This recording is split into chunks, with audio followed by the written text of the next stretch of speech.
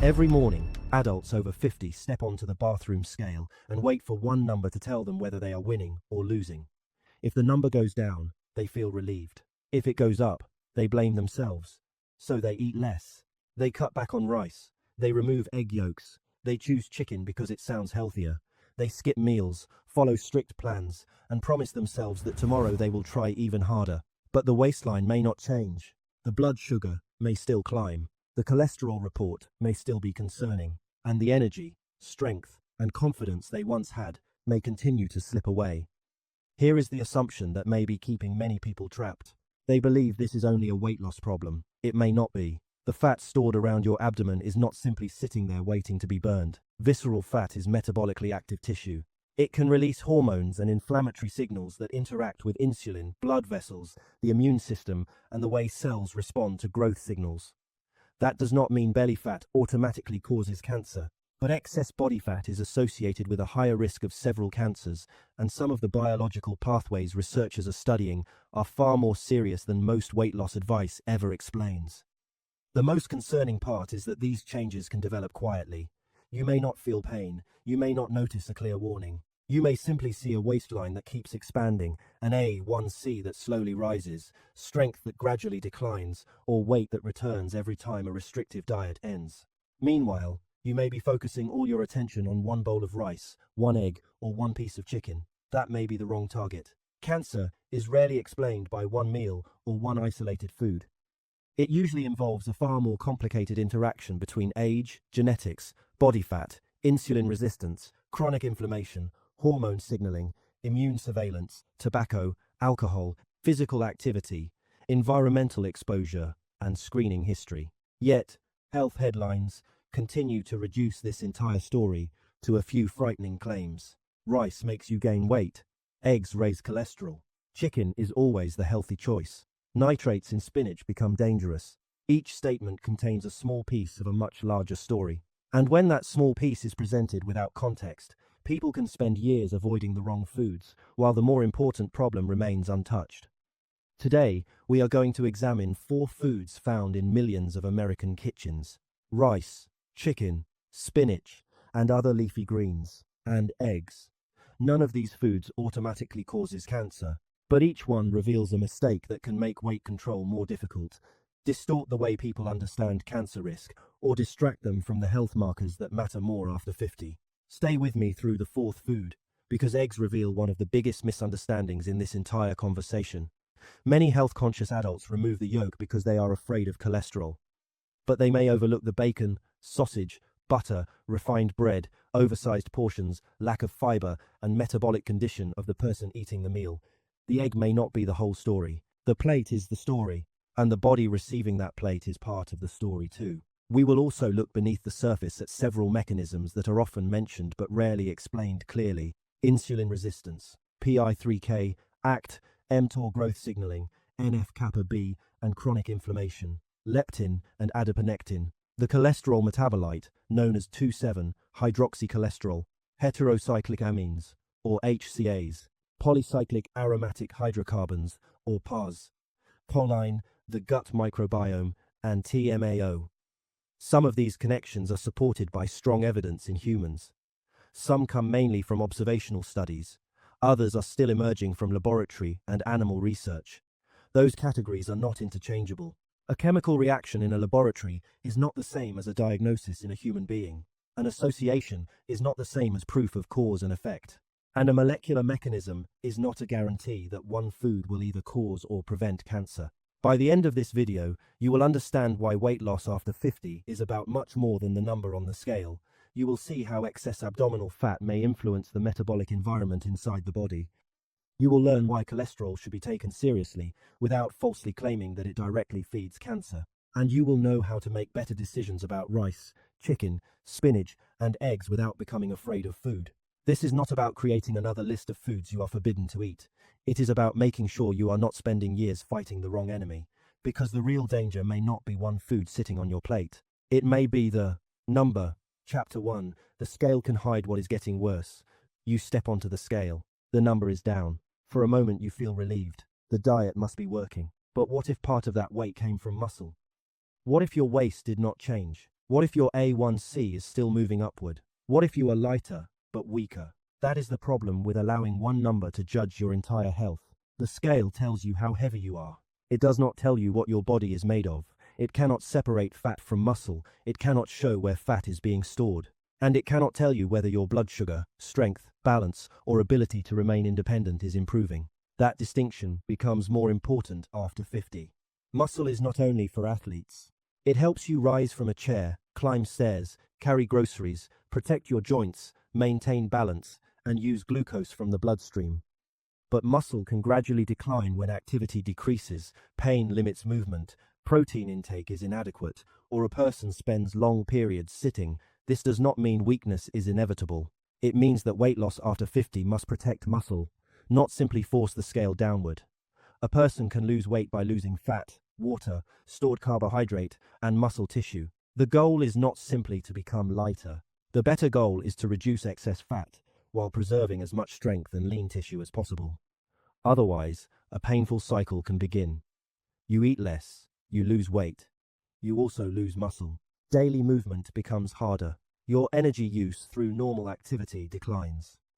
The weight returns. Then you blame yourself and begin an even stricter diet. This can continue for years. The problem may not be a lack of effort.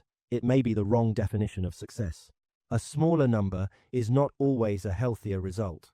That is why progress after 50 should be measured in more than one way. Is your waist becoming smaller? Are you maintaining your strength? Can you walk farther? Is your blood pressure improving? What is happening to your fasting glucose and A1C?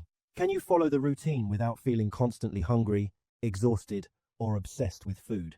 A1C is a blood test that reflects average blood glucose over approximately the previous 2 to 3 months. It can help identify or monitor prediabetes and diabetes, although your healthcare professional must interpret it in the context of your health. The purpose is not to replace one frightening number with 5 new numbers. The purpose is to understand the larger pattern. 2 people can weigh exactly the same and have very different bodies. One may carry more muscle, the other may carry more fat around the abdomen and internal organs. The scale sees the same number. The body does not experience the same metabolic environment. And that leads us to the type of fat that matters most in this story. Number. Chapter 2. Belly fat is not just stored energy. Fat directly beneath the skin is called subcutaneous fat. Fat stored deeper in the abdomen, around internal organs, is called visceral fat. These forms of fat are not identical. Visceral fat is metabolically active tissue. In plain English, it does not simply sit there waiting to be burned. It participates in chemical communication throughout the body. Body fat can release hormones and signaling molecules. 2 of those signals are called leptin and adiponectin. Leptin helps communicate information about energy storage and appetite. In obesity, leptin levels are often higher, but the body may not respond to the signal normally. Adiponectin is involved in insulin sensitivity and metabolic regulation. Its levels are often lower in people with obesity and insulin resistance. This does not mean leptin is a cancer hormone. It does not mean adiponectin is a cancer cure. It means that body fat acts more like an endocrine organ than a passive storage container. Visceral fat can also be associated with chronic low-grade inflammation. This is not the same as the redness and swelling you see after an injury. It is a quieter pattern of inflammatory signaling that may continue for years. One pathway involved in inflammation is called NF-kappa B, commonly written as NF-kappa B. Think of NF-kappa B as one of the body's inflammation switches. The switch is not automatically bad. The immune system needs inflammatory signals to respond to injury and infection. The concern is what may happen when parts of the inflammatory system remain active longer than they should. Researchers study chronic inflammation because it can influence how tissues repair damage, how immune cells communicate, and how abnormal cells interact with their surrounding environment. But NF-kappa B does not act alone. Cancer is never explained by one switch. The human body operates through networks. One of the most important networks in weight management begins with insulin. Insulin helps move glucose from the bloodstream into cells. When the body becomes less responsive to insulin, the pancreas may need to produce more of it. This condition is called insulin resistance. Insulin resistance is commonly associated with abdominal fat, physical inactivity, type 2 diabetes, fatty liver disease, and other metabolic problems. Insulin and a related growth factor called IGF-1 participate in systems that help regulate growth and nutrient use. One signaling pathway researchers frequently discuss is PI3K, ACT, mTOR. The name sounds intimidating. The basic idea is simpler. PI3K, ACT mTOR, is part of a cellular communication system that helps cells respond to nutrients, insulin, growth signals, and energy availability. It is not a cancer switch. It is necessary for normal biology. But abnormal regulation of growth-related signaling is one area scientists investigate in metabolic disease and cancer. This is an important distinction. Insulin resistance does not mean that a person will develop cancer. Activating mTOR after a meal does not mean that a meal is feeding a tumor, and no single food can safely turn off these pathways as a cancer treatment. A molecular mechanism is not the same as a clinical conclusion. The practical message is much less dramatic. Improving metabolic health matters. Regular movement can help muscles use glucose. Resistance exercise can help preserve strength. Higher fiber foods can support fullness and improve the overall quality of the diet. Adequate protein can help protect lean tissue.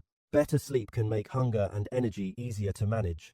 And gradual fat loss may improve several metabolic markers in people carrying excess body fat. You do not need to memorize PI3K, ACT, or mTOR. You need to remember what those terms are teaching us. The body responds to patterns repeated over time, not one egg, not one bowl of rice, not one imperfect meal, patterns. Chapter 3. Why eating less is not always enough. Energy intake still matters. No honest discussion of weight loss can pretend otherwise. But eat less becomes incomplete advice when it ignores hunger, muscle, food quality, sleep, medication, pain, and whether the plan can actually be maintained. Imagine 2 meals with roughly similar calories. The first contains protein, vegetables, beans, or a whole grain, and enough volume to feel satisfying. The second contains refined starch, added sugar, little protein, and little fiber. The calorie totals may appear similar, but the meals may influence fullness, digestion, blood glucose, and the desire to eat later in very different ways. Calories matter. Context also matters. A person may lose weight temporarily by eating very little, but if that person is constantly hungry, weak, and thinking about food, the plan rarely becomes a sustainable way of living. Repeated cycles of restriction and regain can also damage confidence. People begin to say, "My body is broken. My metabolism is ruined. Nothing works after 50. Those conclusions are usually too simple. Your current result may reflect years of gradual changes. Less muscle, less daily movement, poor sleep, pain, stress, larger portions, sugary drinks, alcohol, highly processed snacks, medication changes, or meals that look healthy on the surface but are not satisfying enough to prevent overeating later. That is why removing one food rarely repairs the entire pattern. A person may remove rice but continue drinking soda. They may remove egg yolks but continue eating bacon, sausage, and butter. They may choose chicken but buy processed chicken sausage, breaded nuggets, or heavily fried chicken. They may avoid spinach after hearing a frightening claim about nitrate, while eating very few vegetables overall. This is the single food trap. One food becomes the villain, everything else escapes attention. The goal is not to defend every food or every cooking method. Some choices clearly deserve more caution than others. The goal is to stop pretending that one ingredient explains an entire health outcome. Meaningful progress may include a smaller waist, improved A1C, better blood pressure, lower triglycerides, greater walking endurance, better balance, more strength, or less dependence on ultra-processed food. For one person, gradual weight loss may be appropriate. For another, the first goal may be preventing further gain while rebuilding strength. For someone undergoing cancer treatment, intentional weight loss may not be the right goal at all. That person may need enough calories and protein to maintain weight, preserve muscle, recover from surgery, or tolerate treatment. This is where prevention and treatment must be separated. Weight loss for a generally healthy adult with excess body fat is not the same as weight loss in someone receiving chemotherapy, radiation, immunotherapy, or major surgery. There is also another warning. Planned weight loss is different from unexplained weight loss. If the number on the scale is falling without effort, especially alongside reduced appetite, weakness, persistent pain, blood in the stool, difficulty swallowing, or lasting changes in bowel habits, do not assume the change is automatically healthy. Those symptoms do not automatically mean cancer, but they deserve proper medical evaluation. So what amount of weight loss matters? There is no universal number. Some studies suggest that modest, sustained weight loss in people with overweight or obesity can improve metabolic health and may be associated with a lower risk of some obesity-related cancers. But most evidence connecting intentional weight loss with reduced cancer incidence remains observational. That means researchers can identify an association without proving that weight loss alone caused the difference. Weight loss is not a cancer guarantee. It is one possible part of a broader risk reduction strategy, and now we arrive at the point where the weight loss story and the cancer story overlap. Chapter 4, the real connection between body fat and cancer. Excess body weight is associated with an increased risk of at least 13 types of cancer. They include cancers of the colon and rectum, pancreas, liver, kidney, gallbladder, endometrium, postmenopausal breast, ovary, thyroid, upper stomach, and esophageal adenocarcinoma, as well as multiple myeloma and meningioma. That is strong human evidence at the population level. But population evidence does not predict the future of one person. A person with obesity is not guaranteed to develop cancer. A thin person is not protected from cancer. Smoking, alcohol, age, genetics, infections, environmental exposures, physical activity, diet, and screening history also matter. Why might excess body fat influence risk? There is no single explanation. In postmenopausal women, fat tissue can contribute to estrogen production. Estrogen signaling is relevant to some breast and endometrial cancers. Obesity is also commonly associated with insulin resistance, higher insulin levels, and changes in IGF-1 signaling. Chronic inflammatory signals may alter the tissue environment. Leptin, adiponectin, immune cells, and metabolic pathways may all participate. Scientists are also studying how obesity affects immune surveillance, the immune system's ability to recognize and respond to abnormal cells. None of these mechanisms should be turned into a simple statement such as, fat causes cancer. The more accurate statement is, excess body fat can influence several biological systems, and population studies consistently associate excess body weight with higher risk for multiple cancers. That is less dramatic. It is also more honest. Cholesterol creates another area of confusion. High LDL cholesterol is a well-established cardiovascular risk factor. It should be taken seriously, but high cholesterol has not been established as a direct, independent cause of cancer across the population. Researchers are studying a cholesterol metabolite called 2,7-hydroxycholesterol, or 27-HC. In laboratory and animal research, 27-HC can interact with estrogen-related signaling and other pathways involved in tumor biology. That is scientifically interesting. It is not proof that a high LDL result directly feeds cancer in a human being. The same caution applies to statins. Statins have important cardiovascular uses. They should not be started only to prevent cancer, and they should not be stopped because of a frightening cancer headline. Medication decisions belong with the healthcare professional who knows your cardiovascular risk, medical history, and current treatment. Strong evidence ends at one point. Emerging research begins at another. A trustworthy health video must tell you where that line is. Chapter 5. Immune surveillance, veg, and what food cannot do. The immune system can recognize and destroy some abnormal cells. This is sometimes described as immune surveillance.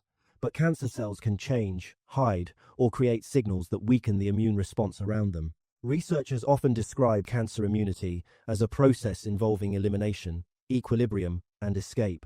At first, immune cells may remove abnormal cells. Some cells may survive in a controlled state. Eventually, certain cancer cells may acquire ways to escape immune pressure and continue growing. This is one reason boost your immune system is not a useful cancer treatment instruction. A stronger immune response is not always better. The response must be targeted, regulated, and appropriate. Checkpoint inhibitor drugs work by interfering with signals that act like brakes on immune cells. In colorectal cancer, these drugs are especially important for tumors with biomarkers called MSIH or dMMR. But only a minority of advanced colorectal cancers fall into this group. Immunotherapy can produce major responses in some patients. It does not work for everyone, and it can cause serious immune-related side effects. No food has been proven to replace it. No probiotic should be presented as a substitute for treatment. The gut microbiome is another promising area of research. Some studies suggest that gut bacteria and dietary fiber may be associated with response to checkpoint inhibitors in certain cancers. Akkermansia and other microbes have received attention, but microbiome science is still developing. It is not yet a reason for a patient to purchase a commercial probiotic, change cancer medication, or assume that one bacterium determines survival. Cancer cells also need access to oxygen and nutrients. The process of forming new blood vessels is called angiogenesis. One signal involved is VEGF, vascular endothelial growth factor. VEGF is not evil. The body needs blood vessel growth for healing and normal function, but some tumors can use VEGF-related signaling to support their blood supply. That is why certain cancer drugs, including bevacizumab in specific situations, target this pathway. This does not mean broccoli, green tea, olive oil, or another food can cut off the blood supply to a tumor in the way a cancer drug is designed to affect a molecular target. Foods may contribute to a healthful dietary pattern. They are not anti-angiogenesis chemotherapy. This is where attractive language can become dangerous. Starve cancer, boost immunity, switch off tumor growth. These phrases sound powerful, but they can make laboratory findings seem like human treatment results. Food can support health. Food can help with weight management. Food can influence risk. Food does not replace oncology. So what does this science mean in the kitchen? It means we should stop asking whether one food is completely good or completely bad. We should ask about the form, portion, cooking method, overall meal, and person eating it. 4 familiar foods show why. Number, Chapter 6. 4 foods people blame for the wrong reasons. Number, food. Number 1, rice. Rice does not automatically cause weight gain, and rice has not been established as a food that directly causes cancer. The bigger questions are, what type of rice? How large is the portion? What is eaten with it? How often is it eaten? And what is happening with the person's total energy intake and blood glucose? White rice is a refined grain and generally contains less fiber than intact whole grains. That does not make it poison.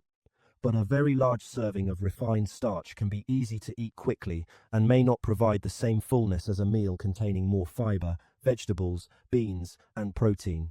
Brown rice retains more of the grain, including fiber. But brown rice is not a cancer prevention treatment, and it should not be the only grain in the diet. Rice can also contain inorganic arsenic because the rice plant can absorb arsenic from soil and water. The practical response is not panic, it is variety. Rotate rice with oats, barley, corn, quinoa, beans, and other grains or starches. The FDA also notes that cooking rice in excess water and draining it can reduce inorganic arsenic, although this method may also remove some enriched nutrients. There is another rice risk that has nothing to do with cancer. Cooked rice can support the growth of Bacillus cereus when it is cooled or stored incorrectly. The danger is not the act of reheating itself. The danger is allowing cooked rice to remain too long at unsafe temperatures, where bacteria may grow and produce toxins. Cool leftovers promptly. Refrigerate them. Reheat them thoroughly. Do not assume heating can repair food that has been left out for many hours. So the lesson is not never eat rice. The lesson is, choose a reasonable portion. Build the meal around more than starch. Diversify your grains, and store leftovers safely. Food. Number 2, chicken. Chicken is often placed in the healthy category automatically, but the word chicken does not tell you how the food was processed or cooked. Skinless chicken that is baked gently, poached, steamed, or added to a vegetable-rich meal is not the same product as chicken nuggets, processed chicken sausage, deli chicken, deep-fried chicken, or meat blackened over an open flame. Processed poultry can still be processed meat. It may contain large amounts of sodium, refined coatings, added fat, or preservatives. High-temperature cooking creates another concern. Heterocyclic amines, or HCAs, can form when muscle meat, including poultry, is cooked at high temperatures, particularly through methods such as pan-frying or grilling. Polycyclic aromatic hydrocarbons, or PAHs, can form when fat and juices drip onto flame or a very hot surface, creating smoke that settles back onto the meat. These compounds can cause DNA changes in laboratory systems, but human cancer risk from ordinary dietary exposure is difficult to quantify precisely. That distinction matters. We should not say, one piece of grilled chicken causes cancer. We can say, frequently eating heavily charred meat may increase exposure to HCAs and PAHs, so reducing charring is a reasonable precaution. Practical steps include: avoid eating blackened portions regularly. Do not hold meat directly over flame longer than necessary. Turn it frequently. Use gentler cooking methods more often. And choose fresh, minimally processed poultry instead of assuming every product labeled chicken is equally healthy. Advanced glycation end products, or AGEs, may also increase during dry, high-temperature cooking. AGEs are being studied in inflammation and chronic disease, but evidence is not strong enough to claim that AGEs from one reheated or browned meal directly cause cancer. The real message is not perfection, it is frequency. A lightly browned meal is different from making deep-fried, heavily charred, ultra-processed food the center of the diet. Food. Number 3. Spinach and leafy greens. Spinach contains nitrate. So do arugula, lettuce, beets, celery, and several other vegetables. That fact is often used to create a frightening conclusion. Nitrate becomes nitrite. Nitrite can participate in reactions that form certain nitroso compounds. Some nitroso compounds can be carcinogenic. Therefore, spinach causes cancer. That conclusion skips the food itself. A food is not one isolated chemical. Spinach comes with vitamin C, folate, potassium, polyphenols, water, and fiber. This surrounding structure is sometimes called the food matrix. It influences digestion and chemical reactions. Nitrate from vegetables should not automatically be treated as equivalent to nitrite used in processed meat. Vegetables and processed meats do not have the same food matrix, the same compounds, or the same human evidence. For most adults, there is no good reason to avoid leafy greens because of cancer fear. There are, however, individual cautions. People taking warfarin should generally keep vitamin K intake consistent rather than suddenly eating very large or very small amounts of leafy greens. People with a history of calcium oxalate kidney stones may need individualized advice because spinach is high in oxalate. People with severely weakened immune systems may need stricter food safety instructions from their treatment team. Storage still matters. Cooked vegetables should be cooled and refrigerated promptly. But there is not enough evidence to tell the general public that reheated spinach causes cancer. Avoiding vegetables because of an exaggerated nitrate claim may remove foods that otherwise fit established healthy dietary patterns. Food. Number 4. Eggs. Eggs may be the most emotionally charged food in this discussion. They contain cholesterol. They also provide protein, choline, vitamins, and other nutrients. Dietary cholesterol and blood cholesterol are related concepts, but they are not identical. The body produces cholesterol. Saturated fat, genetics, overall dietary pattern, body weight, diabetes, medication, and other factors can influence blood lipid levels. For many healthy adults, eggs can fit within a balanced diet.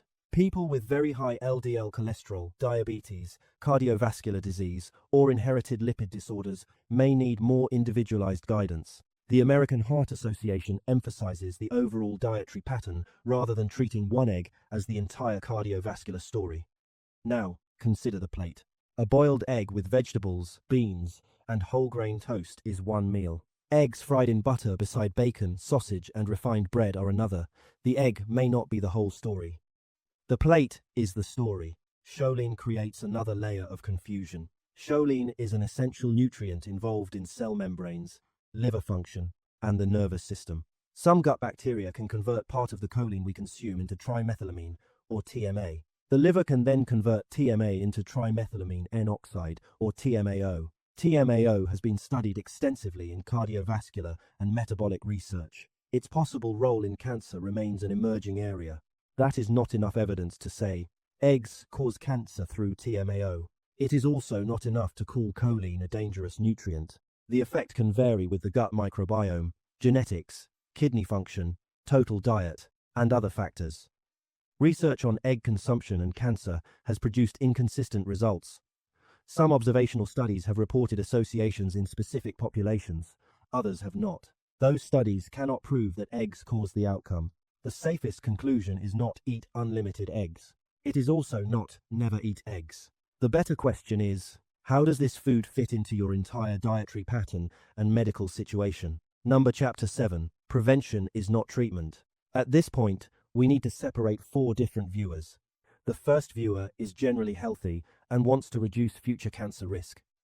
For this person, the priorities include avoiding tobacco, limiting or avoiding alcohol, maintaining a healthy weight when possible, remaining physically active, eating a plant-forward diet, limiting processed meat, and receiving recommended screening. The second viewer has abdominal obesity, pre-diabetes, type 2 diabetes, high cholesterol, or high blood pressure.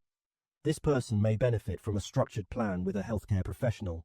That plan may involve gradual weight loss, medication, resistance exercise, dietary changes, sleep improvement, or treatment of other conditions. Do not stop a statin, diabetes medication, or blood pressure medication because of something heard in a video. The third viewer is actively receiving cancer treatment. The priorities may be very different. Maintaining strength, preventing malnutrition, consuming enough protein and energy, managing nausea or diarrhea, and following food safety guidance may be more important than losing weight. A patient undergoing treatment should not begin severe calorie restriction, fasting, probiotic supplementation, or a complicated elimination diet without discussing it with the treatment team. The fourth viewer has completed treatment or is living with cancer as a chronic condition. This person may need rehabilitation, strength recovery, surveillance, treatment-specific nutrition, and an individualized plan for body weight.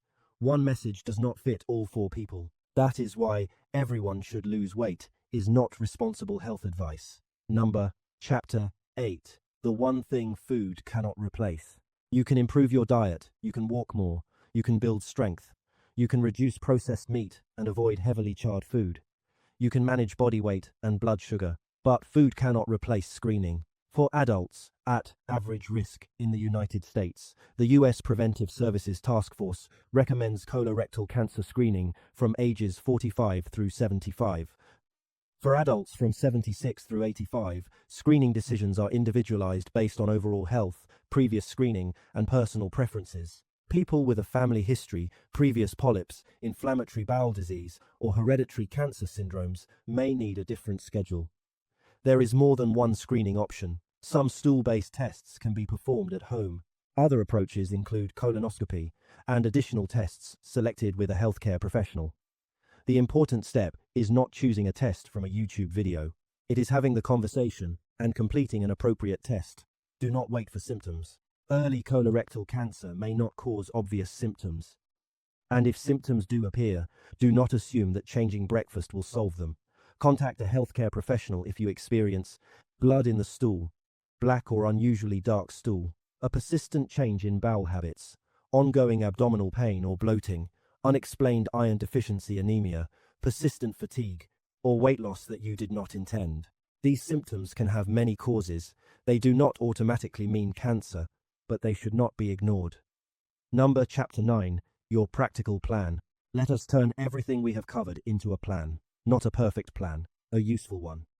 Start with what you can do tomorrow. Build at least one meal around protein, vegetables, and a meaningful source of fiber. Avoid eating heavily blackened portions of meat. Take a short walk after a meal if your health and mobility allow it. Refrigerate leftovers promptly.